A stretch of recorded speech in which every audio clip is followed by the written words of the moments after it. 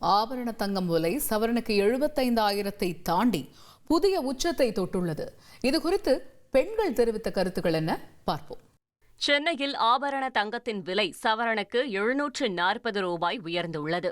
ஒரு சவரன் தங்கம் 75,040 ரூபாய்க்கும் 1 கிராம் தங்கம் 9,380 ரூபாய்க்கும் விற்பனையாகிறது. கடந்த 2 நாட்களில் மட்டும் தங்கம் விலை 1,600 ரூபாய் உயர்ந்துள்ளது. வெள்ளி விலை 1,000 ரூபாய் அதிகரித்து 1 கிலோ 1,29,000 ரூபாய்க்கும் 1 கிராம் 129 ரூபாய்க்கும் விற்பனை செய்யப்படுகிறது.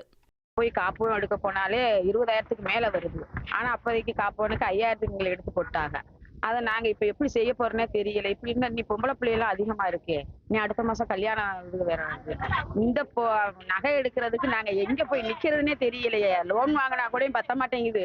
1 பவுன் கூட எடுக்க முடியுது இல்ல. இப்ப என் குழந்தைகளுக்கு நான் கல்யாணம் பண்ணனு அப்படின்னா ஒரு குண்டுமணி கூட போட முடியாத சூழ்நிலை.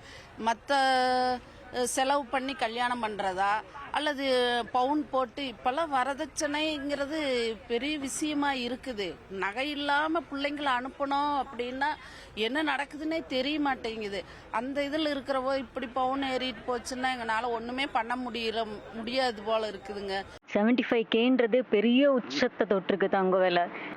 பட் சேவிங்ஸ்ன்னு பார்த்தா கூட தங்கத்தில் இனிமேல் சேவிங்ஸ் போட முடியாத அளவுக்கு இருக்கு.